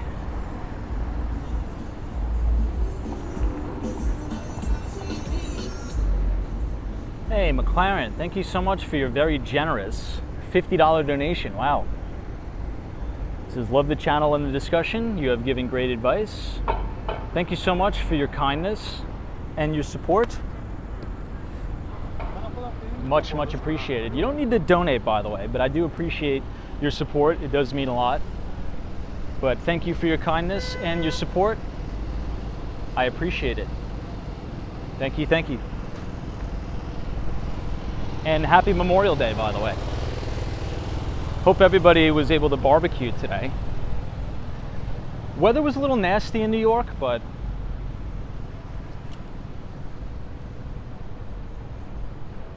it is what it is.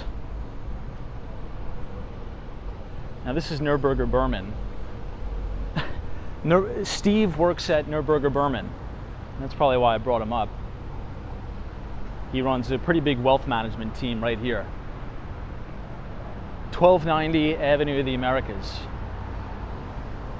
Right across the street from UBS.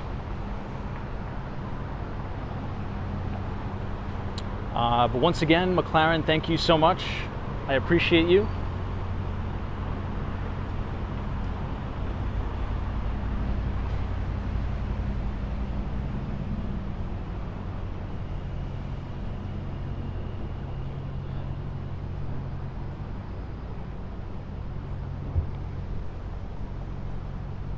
I think Mizuho is just off to the left too.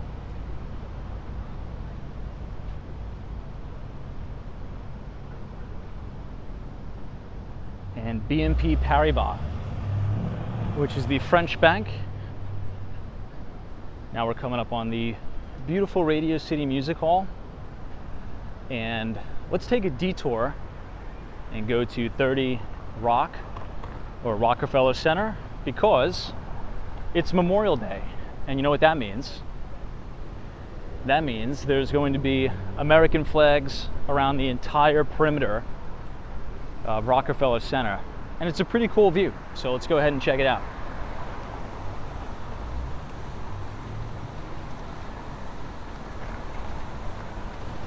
Adam Luke says used to work for them. How'd you like BNP Paribas? I remember there was a helicopter that unfortunately crashed on the roof like 7 years ago.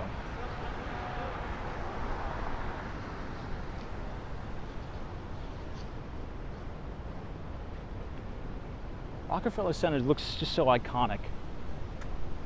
Radio City Music Hall. This is like the best kind of strip in New York City. You have all the office buildings. Just particularly during the weekends, this place feels so alive with the shows coming out.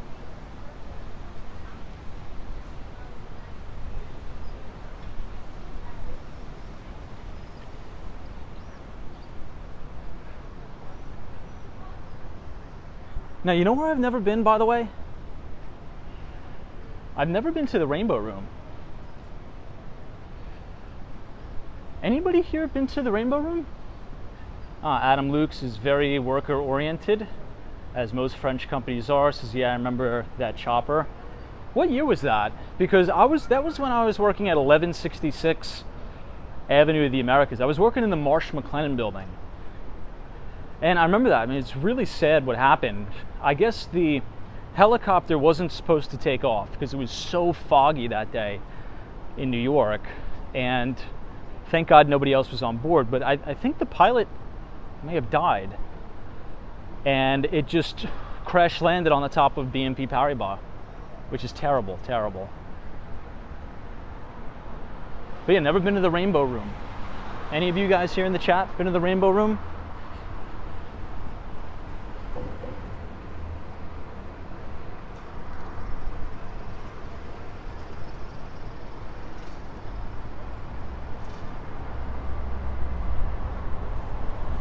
This almost looks like the Holland Tunnel, doesn't it?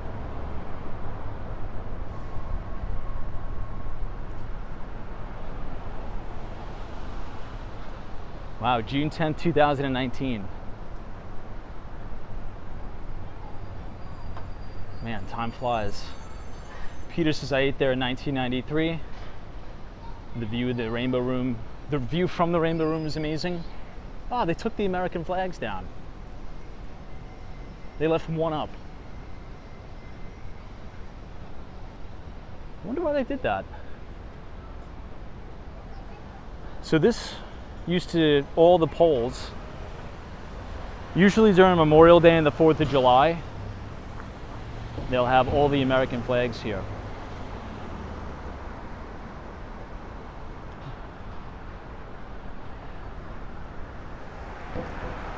Now, you know what's another big regret?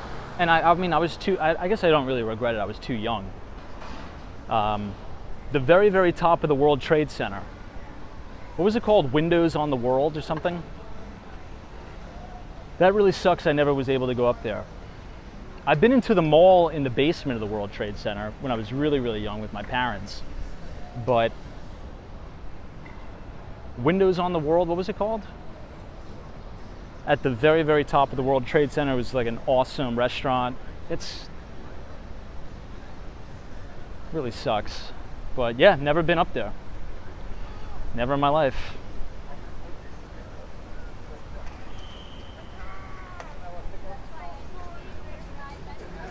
Maybe they took it down because of the wind? I don't know.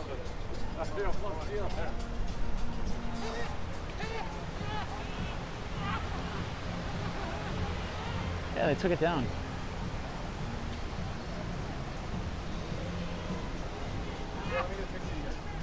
Herbert says the flags usually come down at sunset. I don't think so. I mean, I've been walking this loop pretty much every day for my entire life. They never take these flags down.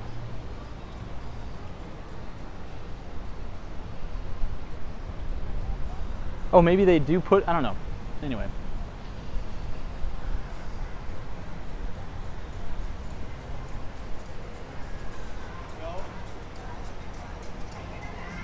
Cash is correct, Windows of the World. Anybody here been to Windows on the World? Oftentimes I try to search videos of it on YouTube. There's just not much footage. You know, this was 2001. This was pre-smartphones, you know?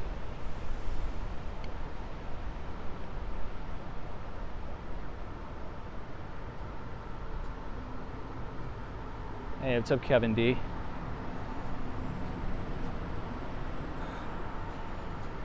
Rockefeller Center in general is just quite fantastic. Now right here, this used to be all offices. And you can kind of tell that it's all blown out. They're going to make this a really fancy hotel.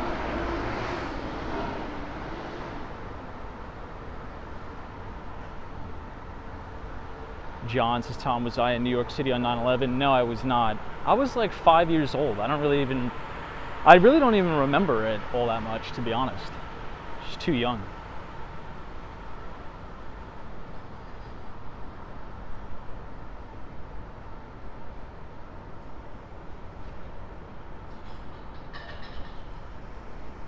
Looks like they're closing up.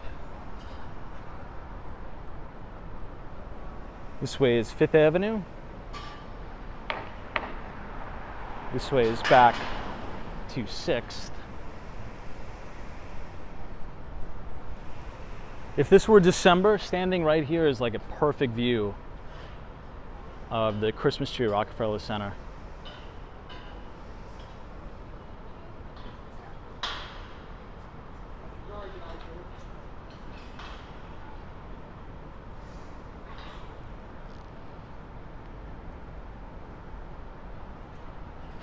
Yeah, Brad's brain, that's true. Web posted tomorrow is the 1-year anniversary of Bill O'Neill's passing. It's crazy. Man, I remember that like it was yesterday. I can't believe it's already been a year. Time flies.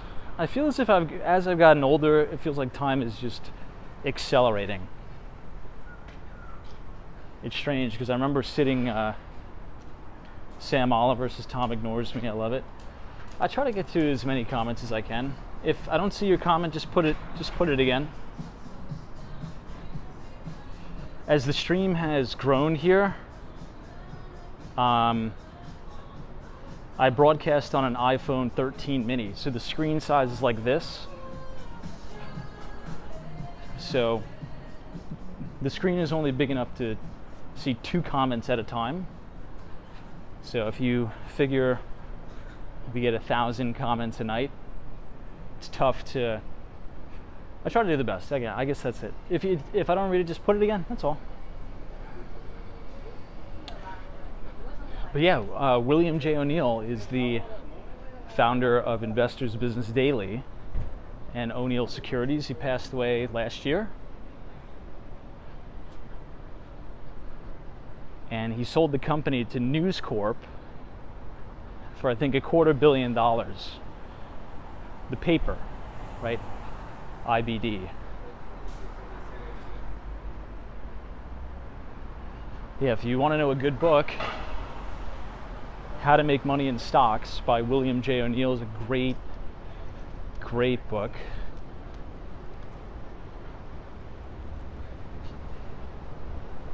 And this is the News Corporation headquarters, now that we're speaking about it.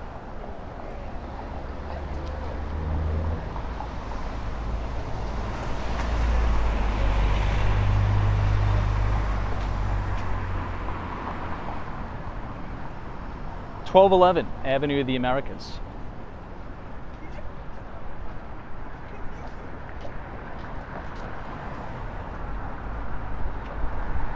You have Fox News, Wall Street Journal, Barron's, Investors Business Daily, now under all one umbrella. Hey, Optimus 17, good to see you. Thomas Conroy. This is Tom. I stayed on the Upper West Side of Manhattan for the past 2 nights. Very cool. Visiting a friend, amazing neighborhood. But the dream is to get a place in the Village. Love that. Well, at least you had good weather the past 2 nights. Today the weather was a little bit miserable, but most of it's cleared.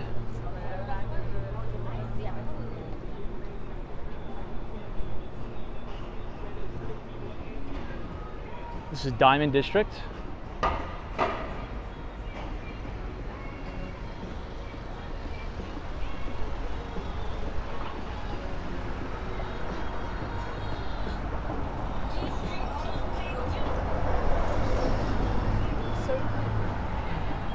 Speaking of the Diamond District, a lot of precious metals have continued to outperform. It looks like gold is consolidating after it broke out to fresh all-time record highs.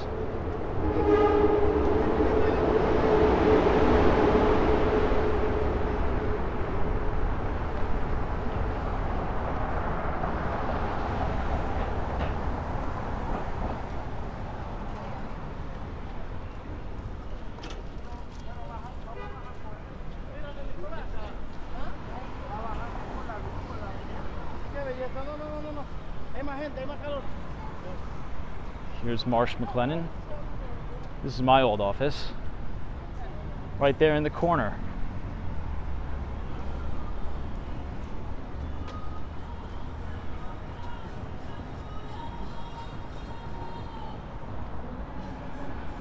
This Cell Tech. This has just got an ad.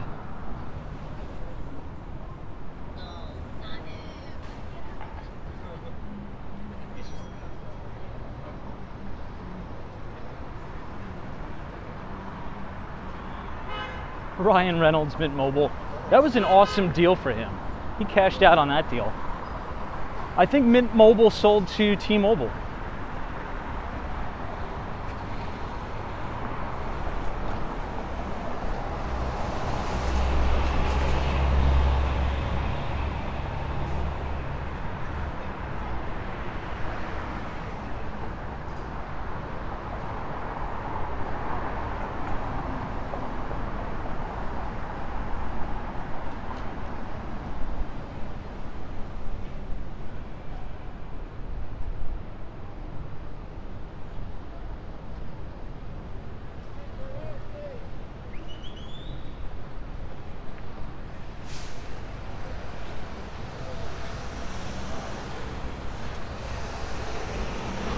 Okay, we're coming up to Bank of America Tower. Oh, look at that. That's crazy. As they're building this building here, it's going to block One Vanderbilt. I feel as if I show that shot almost every night on the stream. That thing went up quick, that building.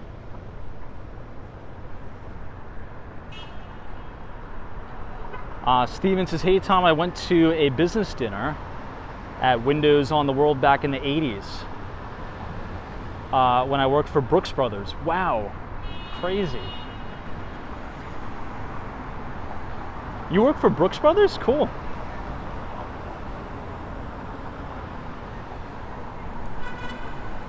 Nice.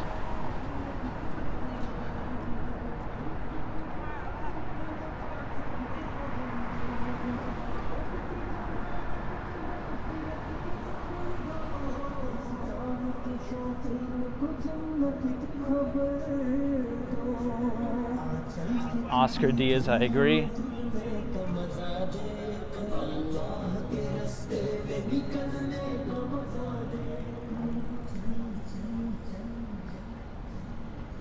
This is a good shot of One Vanderbilt, lit up in red, white, and blue for Memorial Day.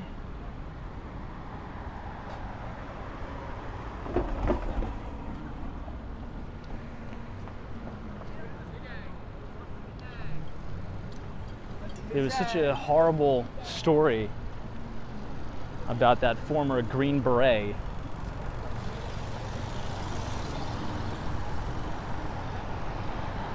who just recently passed away. He worked at Bank of America, and apparently he was on a big deal. He was working a live deal for the bank, and they were saying he was working like 80 hours a week. He wasn't sleeping well, he wasn't eating well, he was drinking a lot of energy drinks, and he died just I think 3 weeks ago. And then a week after that, there was an analyst, an entry-level analyst at Bank of America. He was like on a work outing. I think he was playing soccer or something like that, and he just dropped dead of a heart attack, which is just so tragic. No, I don't know if it's 100% job related, but I do believe that stress is the #1 killer. I think, and again, this isn't based on any science, but I think that's kills worse than, eating a poor diet. I think if you're strung out and stressed all the time, it's the worst.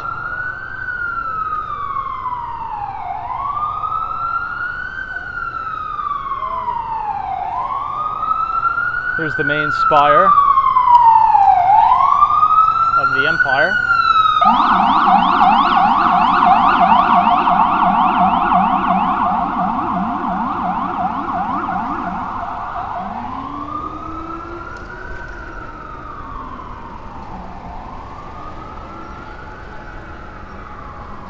We have Salesforce Tower right across the street.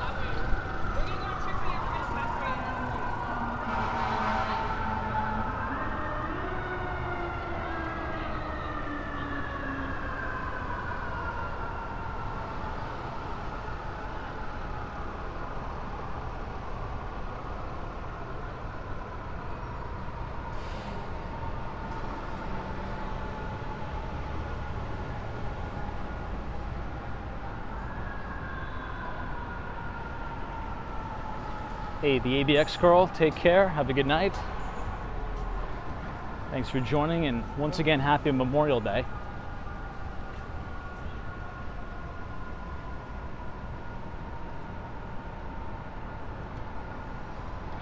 Now, next week is going to be pretty busy. We're going to hear from a lot of Fed presidents next week. We're going to hear from John Williams, who is the New York Fed president. We're also going to hear from San Francisco Fed President Mary Daly. But tomorrow we're going to hear from Minneapolis Fed President Neil Kashkari, who I would say is one of the more prominent Fed presidents. Now it's going to be interesting to see the narratives each of those depict.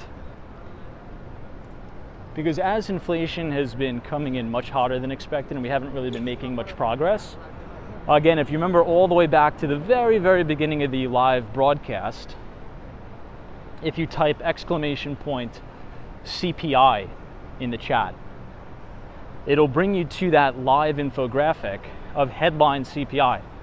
But what I like about it is you can adjust each individual category of CPI. And in June of 2023, we hit a bottom of 3%. But then since then, we've kind of been jumping around 3.2%, 3.7, 3.3, now most recently 3.4%. So is 3% the new normal? I don't know. As we wrote about in the newsletter, I think it's going to be shelter costs who really determine that, right? Shelter is going to be the determining factor if we get headline CPI back down to 2%. And as we know, shelter or real estate is less liquid. And generally speaking, assets tend to correct or adjust to interest rates in order of liquidity.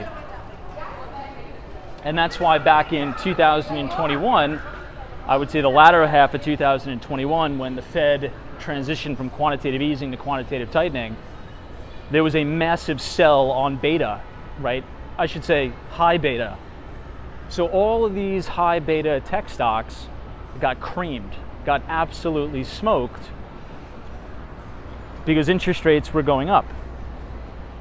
So if you ever worked on, Wall Street, or maybe you just run your own money, maybe you work at a hedge fund, you've probably built something like modeled a stock, something called a DCF model, which stands for discounted cash flow. And essentially what you're trying to do is determine the present value of a company's future earnings. And as interest rates go up, the present value of a company's future earnings go down, right, generally speaking. So the market, being a discounting mechanism, right, prices the company or prices the stock accordingly for a new interest rate environment. So as you had the Fed raise interest rates about 500 basis points in less than 18 months, well, you had this massive re-rating on Wall Street. Now, some of those stocks recovered, but a lot of them never did. A lot of the notable COVID winners never recovered, right? Look at ticker symbol ZM for Zoom. Look at Teladoc, TDOC, TDOC, Peloton, PTON. Those are all cooked, down 90+%. So the gravity of the most recent bear market was actually quite steep, both in terms of duration, right, in time, and in price. Corrections in the market can happen multiple ways. You could have a price correction, but market can also correct in time, right? If you look at the S&P 500, you go back to the 70s. The S&P traded sideways, but corrected for a decade. So it'll be interesting to see what the Fed presidents have to say on a forward-looking narrative for interest rates.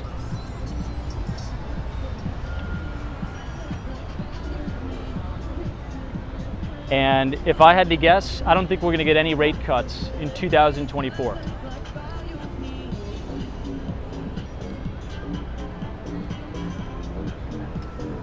Now, what do you guys think? Do you think we'll get rate cuts in 2024? Yes or no? And if yes, how many? What do you guys think? Here we are in Times Square.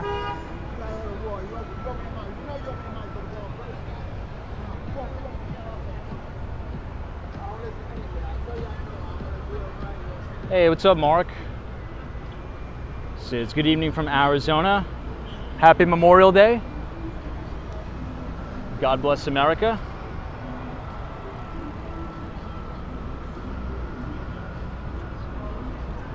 Darren says, do you agree with Ron Paul? I don't know what he said, but by default, usually probably agree with it.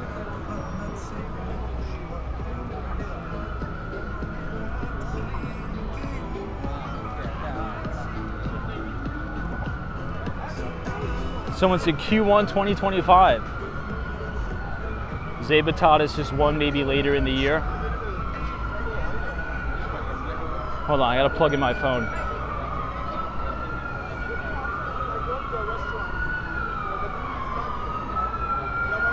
Well, I'll give you guys another pretty good free resource.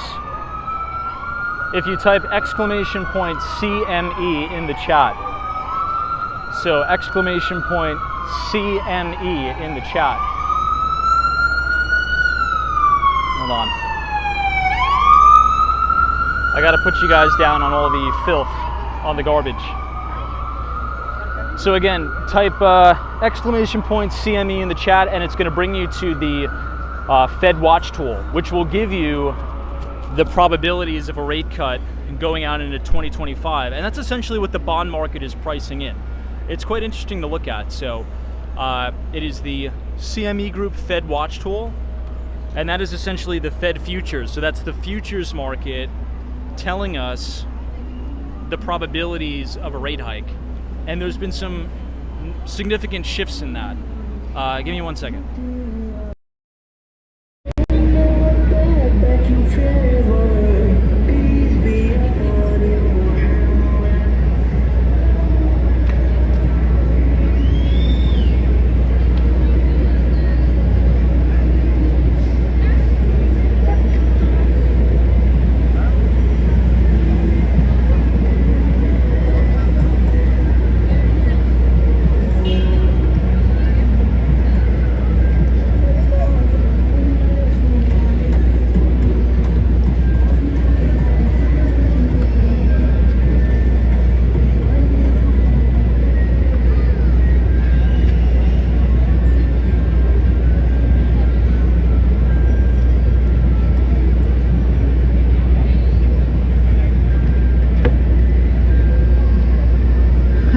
Crypto.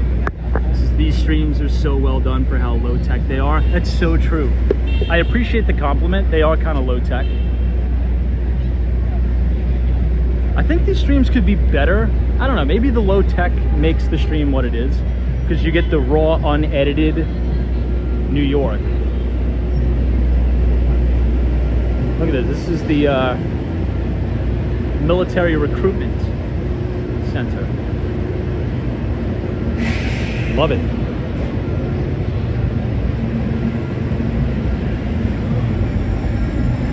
Yeah, I mean, technology is pretty incredible, right? It's unbelievable you could have such a low tech setup. It's just my iPhone 13. Hey, it's just my iPhone 13 mini. And click a button, boom, it broadcasts to the world. It's kind of wild. Lucrative says R.I.P. Bill Walton.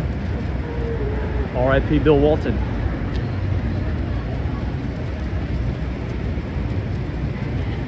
Terrible.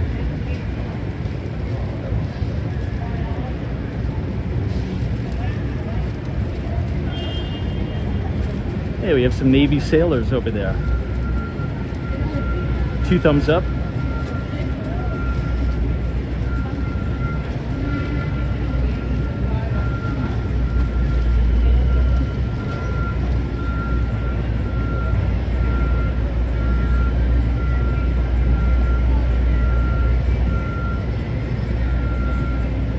Tom M says if we do get a 2024 cut, it would be political and would help Joe Biden.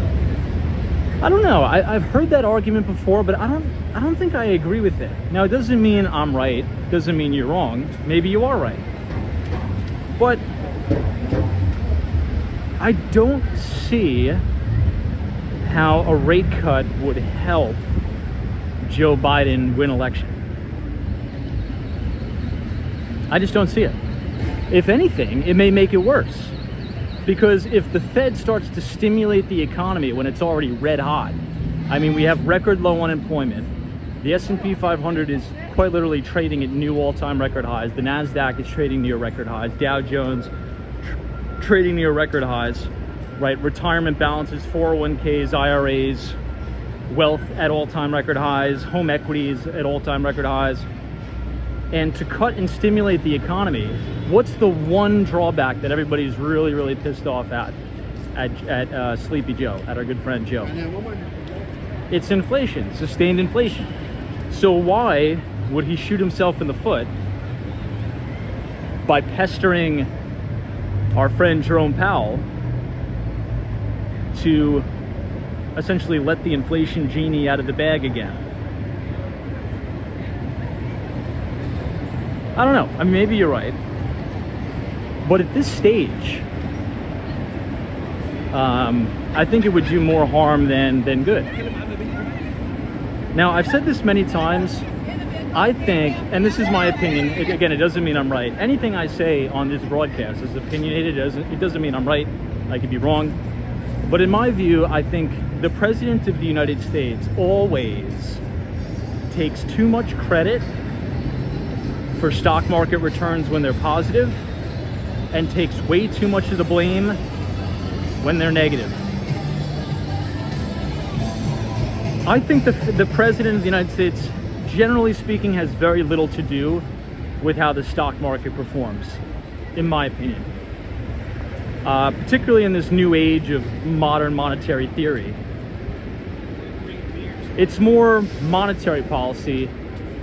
I guess you could say a big part of it is fiscal spending, right? Which the president does have something to do with that.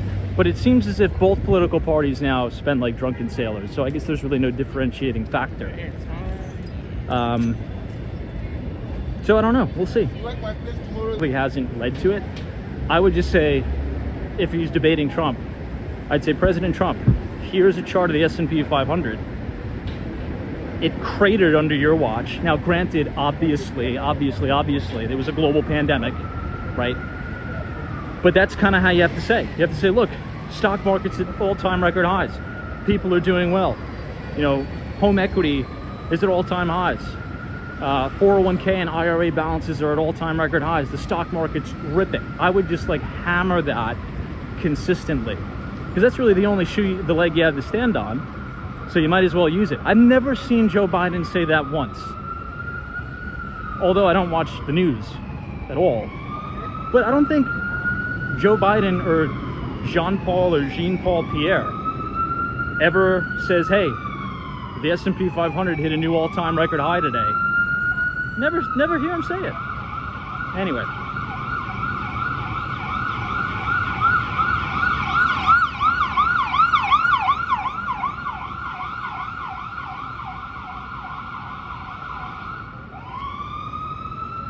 But again, to be clear, yes, I understand, right? Context matters. It's kind of like that MSNBC interview when Nancy Pelosi said, hey, there was this much job creation under Biden, and we lost this many jobs under Trump. Well, there was a global pandemic that shut down the entire world. You left that out, and then Nancy Pelosi kind of had a little bit of a freak out. But that's the kind of if you want to win an election, right? Again, you gotta be a salesperson. And Joe Biden is not a good communicator, and he's not a good salesperson. I totally don't align with his politics at all. But I will say this. The governor of California, we couldn't be more polar opposites. But he is a very, very good interlocutor, an extremely good communicator. And I think if they swapped Biden for him, it's just a landslide. And I don't agree with anything he says, but it's about perception and it's about persuasion, right? And Gavin Newsom, again, I couldn't be more polar opposite than Gavin Newsom. I think he is just an absolute train wreck. But he's a good-looking guy, right? We could all agree with that. So he presents very well, and he's aggressive with his tonality, and he's right to the point, right? And you saw that in kind of his debate with Ron DeSantis. My politics more align with Ron DeSantis, but as an interlocutor, as somebody who presents well, he presents very well. even though a lot of the stuff that comes out of his mouth is nonsense, he presents very well and he speaks very well. His tonality, his punctuality, the way he pauses when he talks, it's like very good public speaking.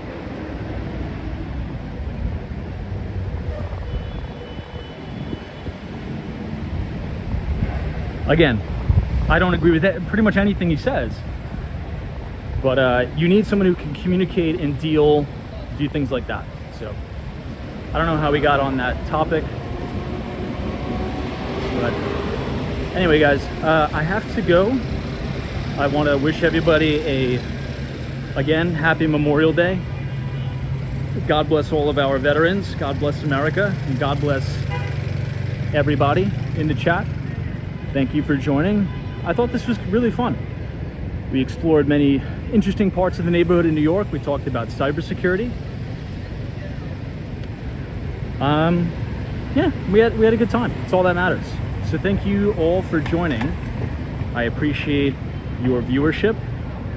We did just hit 50,000 subs on the channel, which I am very, very grateful for. So thanks everybody for the company, the conversation, and I wish you a wonderful week ahead. So New England Crypto, thank you. Mohammed, Adam Luke, Jason Francis, Sunshine After Rain, Stylish Bunny, Unij23, Mark, Meg Berg, Cash, Western Mass Dave, Felix S, Austin City Limits, all of our moderators, Mohammed, Sam M, Harry Connor, Sally. Always a bull market somewhere. You just need to know where to look. Have a wonderful week. Take care. And Ken Brockton, take care, man.